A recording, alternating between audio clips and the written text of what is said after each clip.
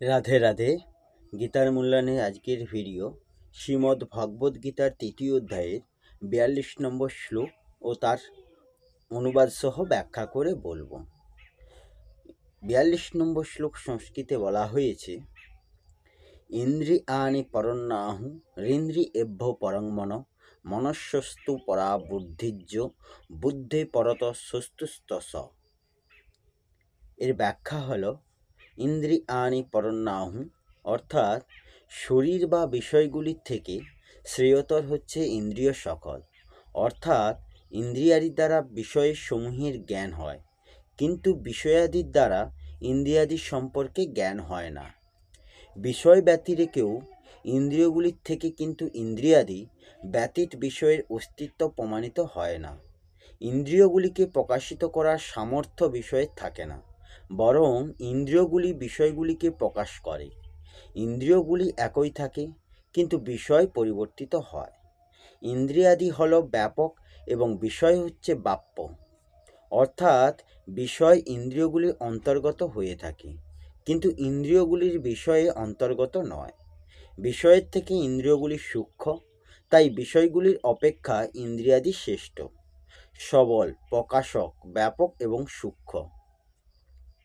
ইন্দ্রিয়েভ্য পরং মন অর্থাৎ ইন্দ্রিয়গুলির মনকে জানতে পারে না, কিন্তু সমস্ত ইন্দ্রিয়ই মনের গোচর। ইন্দ্রিয়গুলির মধ্যে আবার প্রতিটি ইন্দ্রিয় তার নিজ নিজ বিষয়ে অবহিত অন্যান্য ইন্দ্রিয়ের বিষয়ে নয়।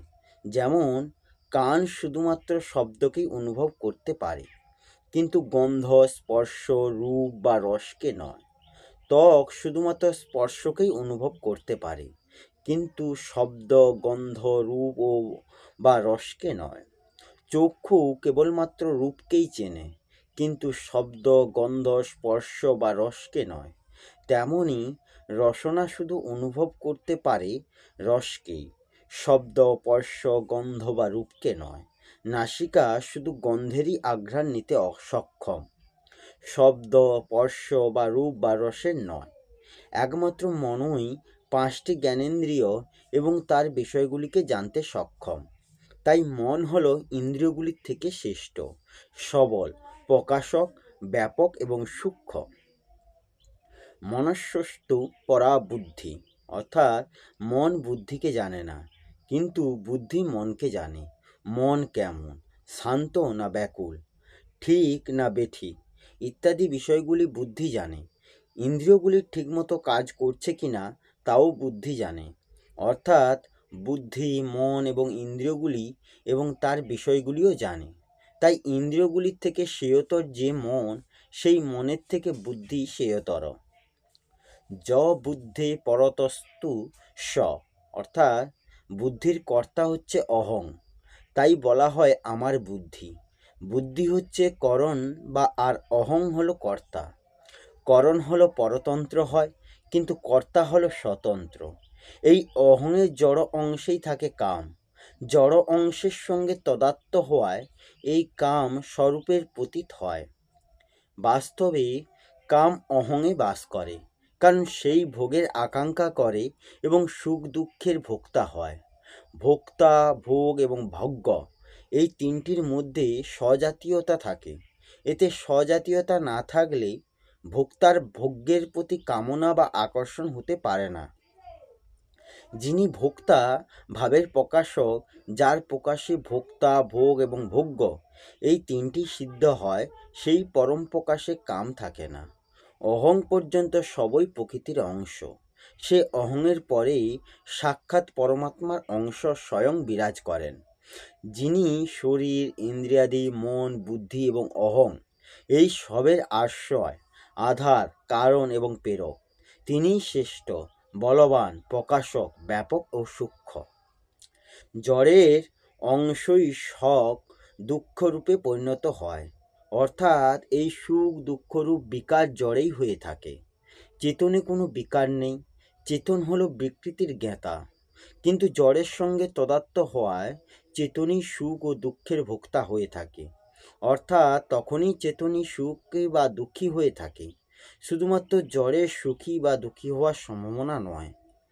তাৎপর্য এই যে অহংয়ের যে জড় অংশ থাকে তার সঙ্গে তদাত্ম করাতেই চেতনও নিজেকে আমি ভোক্তা বলে মেনে নেয়।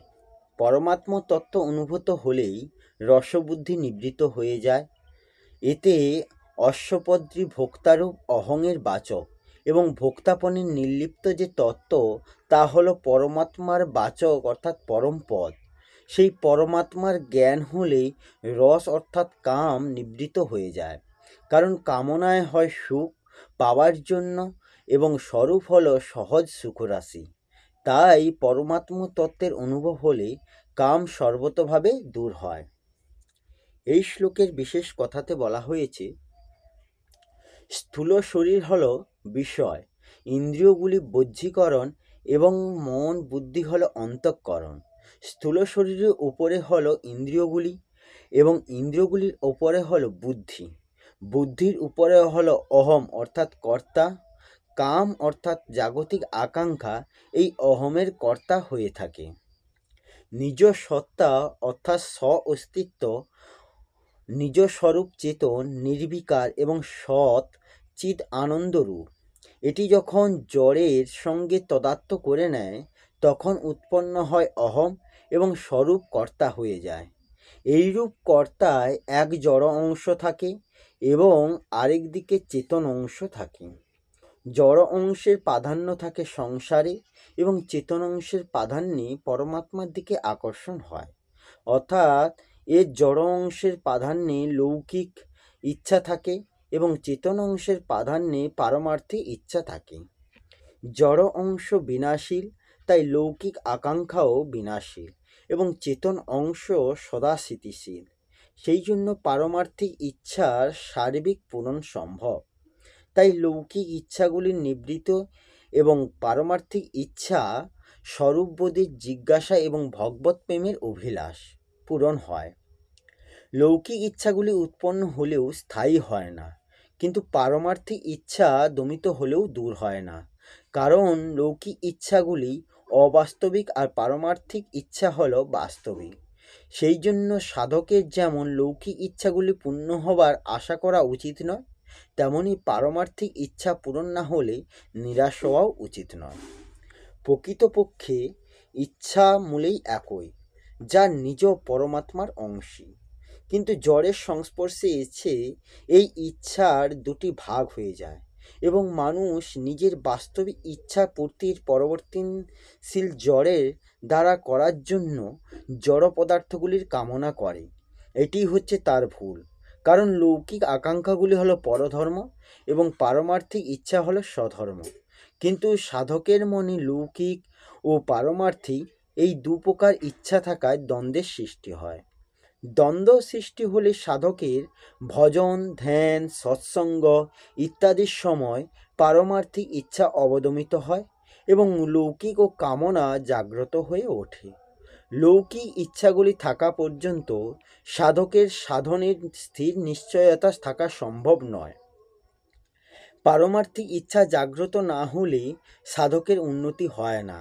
সাধকের যখন একমাত্র পরমাত্ম প্রাপ্তি করার দৃঢ় উদ্দেশ্য হয় তখনই এইসব দ্বন্দ্ব দূর হয় এবং সাধকের একমাত্র পারমার্থিক ইচ্ছা প্রবল থাকায় সাধক সহজেই পরমাত্ম প্রাপ্তি করে।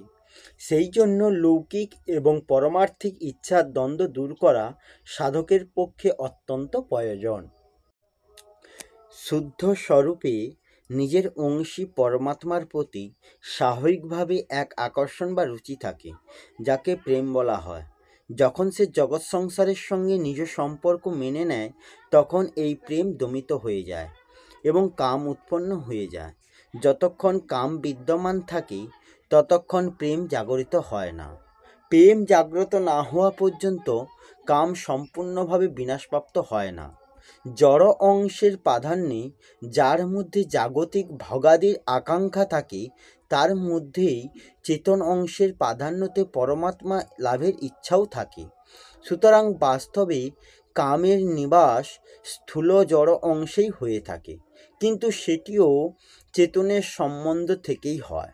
চেতনের সঙ্গে সম্পর্ক ত্যাগ হলেই কামের নাশ হয়ে যায় এর তাৎপর্য হলো এই যে চেতনের দ্বারা জড়ের সঙ্গে সম্পর্ক বিচ্ছেদ হলেই জড় ও চেতনের তদাত্মরূপ অহম এর নাশ হয়ে যায়, এবং অহমের নাশ হলেই কাম নষ্ট হয়ে যায়। অহম এই যে জড় অংশ থাকে, কাম তাতেই বাস করে।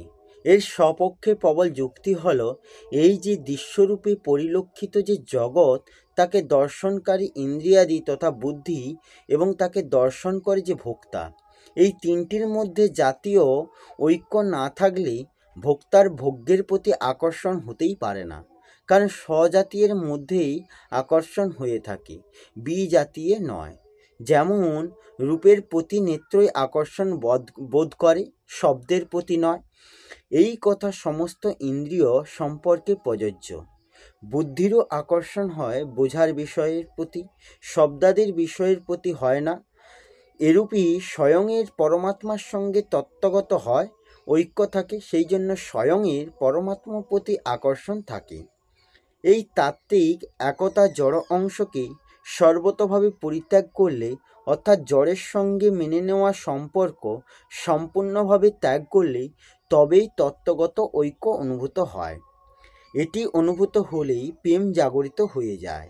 প্রেমের জড়ত্বে লেশমাত্র অবশেষ থাকে না, অর্থাৎ জড়ত্বের সম্পূর্ণ বিলোপ হয়ে যায়। প্রকৃতির কার্য মহত্ত্ব তত্ত্বের প্রতি সূক্ষ্ম অংশ কারণ শরীরই হল অহমের জড়র অংশ। এই কারণ শরীরেই থাকে কাম। কারণ শরীরের সঙ্গে তদাত্মবোধের জন্যই কাম স্বয়ংয়ের পরিলক্ষিত হয়। তদাত্ম দূর হলে কামের লেশও থাকে না বলে নিজ শুদ্ধ স্বরূপে অনুভূত হয়ে যায়। স্বরূপ অনুভূত হলে কাম সর্বতোভাবে নিবৃত্ত হয়। এই হল শ্রীমদ্ ভগবদ্গীতার 3য় অধ্যায়ে 42 নম্বর শ্লোকের ব্যাখ্যা। আসব পরের ভিডিওতে। রাধে রাধে, জয় শ্রীকৃষ্ণ, জয় গীতা।